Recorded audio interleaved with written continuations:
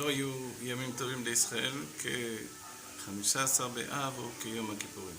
Il n'y avait pas de jour heureux pour le peuple juif comme le 15 du mois de Av et comme le jour de Kippour. Le jour de Kippour, au moment où le Kohen Gadol sort du Kodesh Kodashim, où sa lumière, la lumière de son visage brille et que son visage est multinishkar, inoubliable. Et puis le moment de Tou B'Av. Tou B'Av, on se demande quelle est cette joie secrète, puisqu'on n'a pas l'impression que c'est un jour de fête officiel, ni dans la Torah, ni quoi que ce soit. Il n'y a pas de halachot spécial spécifique. Mais en fait, ce jour de là représente Kaima Siara Be'ashlemota.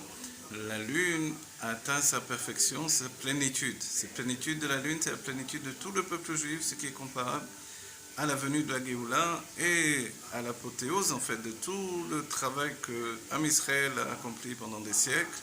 Tout à coup, tout est parfait. Et si on a une trace dans l'histoire du peuple juif, c'était à l'époque de Shlomo, où presque, la lune était dans sa perfection, c'est-à-dire que sa lumière est égale à celle du soleil.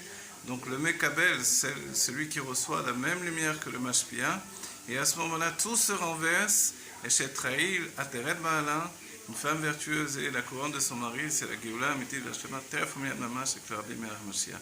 Que du bonheur à chacun, Shabbat Shalom, et beaucoup de bonheur à l'infini.